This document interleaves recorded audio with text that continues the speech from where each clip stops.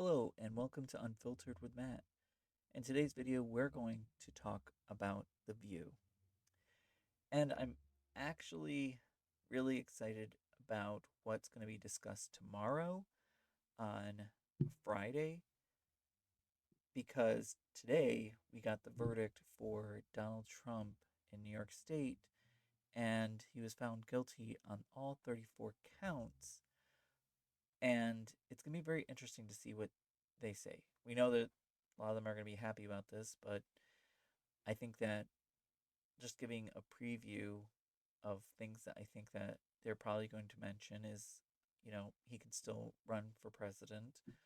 He still has the right to appeal this, and we're going to see really how this is going to actually impact the polls because some voters indicated, that they would potentially change their minds, but when reality sets in, we will see if that's actually true. So, what I want to do is actually discuss some things that happened last week through this week, get caught up, and maybe do regular videos if you do like this topic, and talk a little bit about the show. So, let's go ahead and get started. So, last week we had Nikki Haley who announced that she was going to support Trump. And I think we recall that Alyssa Farah Griffin had been very, well, I shouldn't say very, but has been vocal that she did not believe that Nikki Haley would even support Trump because, one, it wouldn't be good for her base that she had established that she was kind of a candidate who was against Trump. And two, the political future of the Republican Party, she believes, is headed away from Trump. So, from a political standing, this is not the best bet for her to do that. She's already established herself as someone who's an alternative to Trump.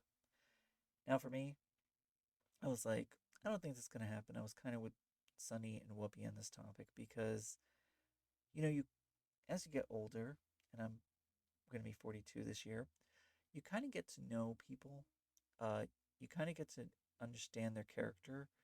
And in the Republican Party, it's pretty apparent that not all, but most of the politicians, especially those who associate themselves with Donald Trump, are willing to do anything really to stay loyal to him.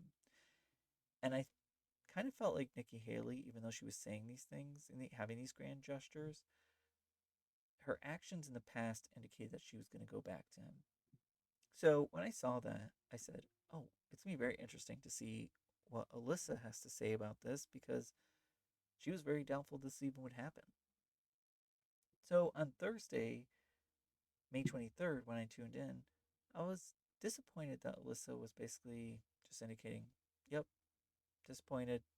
And it was just that. And she says, I've been critical, as you know, of her in the past. And critical, I think, is a strong word for what she's been because I'm not sure if I would say that she's been very critical of Nikki Haley because I do know that Nikki Haley has said some things and Alyssa was, not supportive of those things, but they were pretty strong things that's hard to support. And with each instance, she kind of still backed Nikki Haley, and I can understand why, because at least for the Republican primary, this was the last ditch effort to stop Donald Trump from, you know, being the ticket of Trump versus Biden, which is a repeat from last election, which was a nightmare because if anyone recalls how long it took to declare a winner, it took days. And I think for everybody, whether you supported Trump or Biden, that was a nightmare. It was a kind of anxiety ridden. So nobody wants that back. But in regards to Alyssa, when she kind of indicated, you know what? Yeah, disappointed. I was expecting more. But, well, I was hoping for more. I shouldn't say expecting because I think that Alyssa, she will say things, but then quickly back off. She'll say her quick whip about something, she won't really stand and defend it. And I have an example of that because earlier this week, Whoopi kind of expressed hesitation to say a word on the program. She asked the executive producer, Brian Teta, she was like, can I say this word? I just want to ask you. And Brian's response was basically, if you need to ask me, then you shouldn't say it. And then Whoopi told Sunny, because Sunny offered, she says, Whoopi, tell me. And she was like, oh, that's okay. And the word was gerrymandering.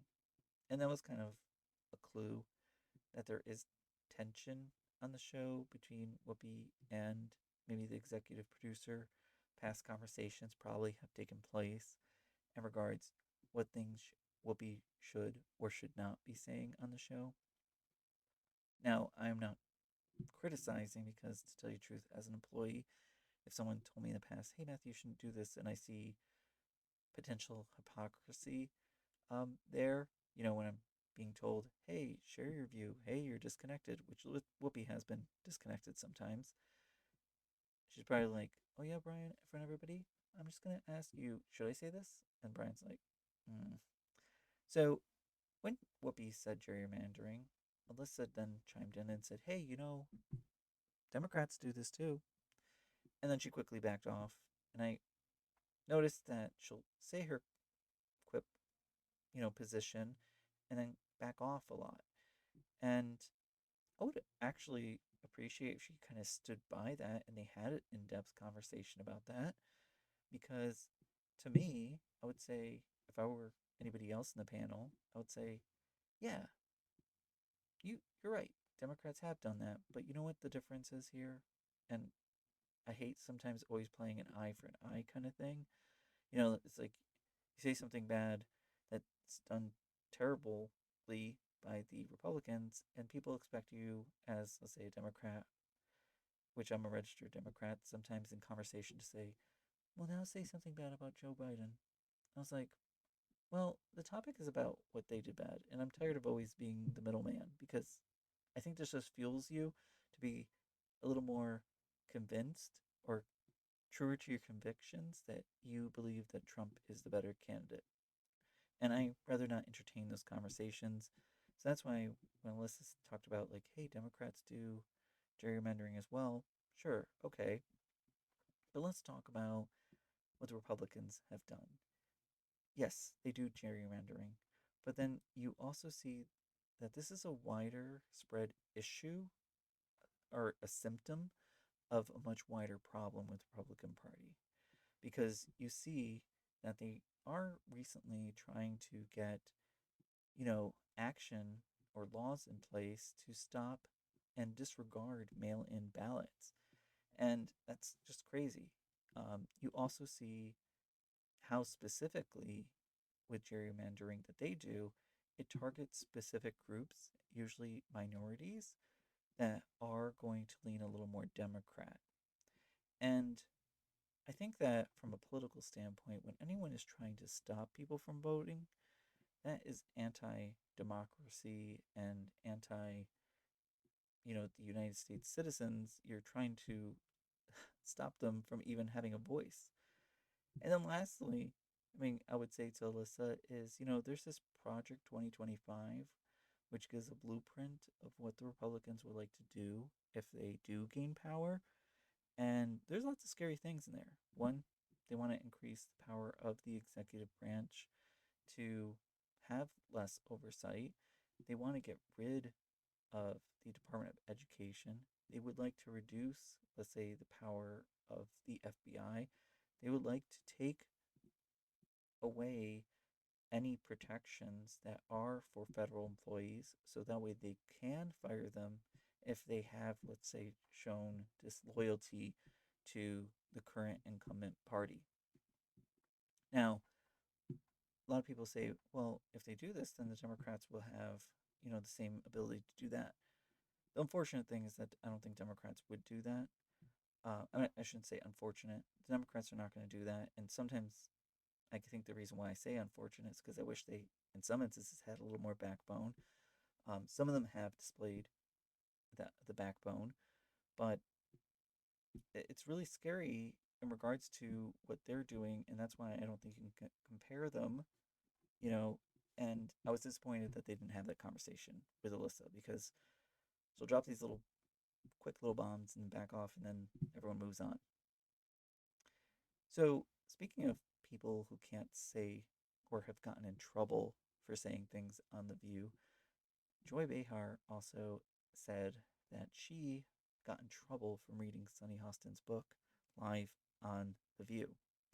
Now, the section of the book that Joy Behar read was where the female character was guiding a male character inside. Now, inside is kind of ambiguous what that exactly meant. Was it inside a house or was it inside a person? And I found it kind of ridiculous, especially because, you know, daytime TV is also airing soap operas where they are kind of simulating that someone is having sex.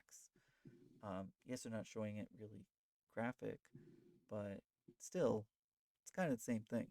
So I found it ridiculous that they were kind of having that criticism or gave her that feedback.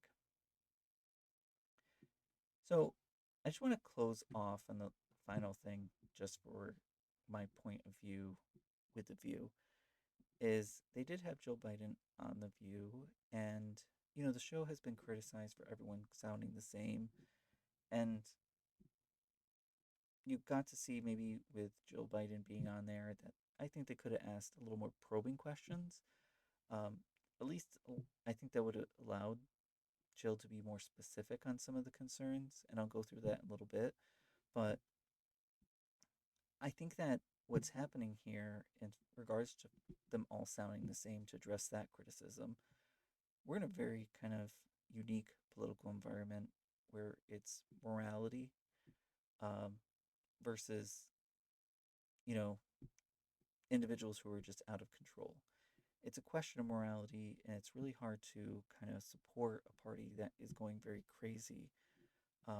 So, I mean, you could have the other side, but I can understand the reasons why maybe you wouldn't have want to have some of these individuals on because some of their opinions and points of view are rather outlandish and kind of violence inducing.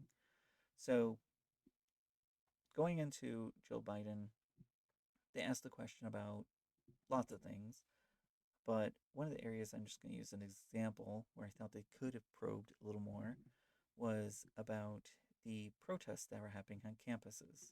Now, Jill Biden's response was, as American citizens, and currently we live in a democracy, and hopefully will continue to, who knows, according to her, that if Trump is elected, and I will admit there's some scary things that he's said, and with Project 2025, kind of support and align that democracy is in danger in that area. But she said, hey, we live in democracy. These students have the right to protest, right? On the opposite end, she said, however, violent protests are not, supported. Now, all of that was fine, right? It was a very general answer. It appeased to those who are saying, hey, these protesters are violent, and it addresses those students who are protesting the war. However, I don't think it directly addressed the concern of these college students or campus protesters because the issue is that they're feeling there's no action being taken place for the lives being lost in Gaza. And they feel it's genocide. And they feel that President Biden is really taking a back seat to this. So I think that Jill could have been asked. So President Biden has come under criticism for, especially from these protests, about not doing enough to support this. And they're requesting a ceasefire. What do you have to say to those individuals who are protesting this war and are concerned about the innocent lives being lost? What's your message for them? And I think that Jill could have said, you know, we have been aggressively, or my husband has been aggressively working with discussions between Israel. We have indicated strong statements that what they are doing is not supported by the United States, and that there will be certain actions that we will be taking if they do pursue some of these actions which are putting civilians at risk recklessly. And then I would also talk about the aid that is being given by the United States to the individuals in Gaza. I mean, recently a storm did destroy one of the kind of ports that they built for distribution via the ocean to the land, and they are working to rebuild that. So we are continuing to work here. Unfortunately, the United States is not the only party involved in regards to saying what is and is not happening in that region. Israel, who is in that region, has a very specific stance of what's happening in that region, and we are concerned about the innocent lives being lost as well. Something of that nature. So I thought that would have been much better. I did watch for the first two segments where they had Jill Biden being asked questions. I was hoping a little more banter back and forth with the questions. Um, I think they would have done that with many other politicians, but of course, I think a current income president and, of course, the first lady, probably different decorum and setup in regards to the interview. But I think if this is your opportunity, you want to kind of have them do a kind of conversation back and forth for it to be a little more fluid and transparent and not seem so rehearsed, right? So that's my thought in regards to Joe Biden being there. I thought it was interesting. I didn't watch the third segment for the book because personally I wasn't too interested in that. I'm sorry. But I want to know what your thoughts are. Oh, my phone's going off. Sorry. Oh, this is reminds me of this is almost like Joy Behar and Sunny Hostin when they have their phones going off.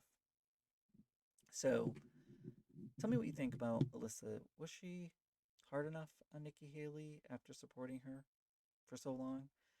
What do you think about the discussion with Whoopi, asking Brian Teta if she could say the word gerrymandering, and Alyssa's response in regards to, hey, Democrats do it too? And lastly, what do you think about the kind of comments that The View is sounding all the same in the interview with Jill Biden? How do you think that went?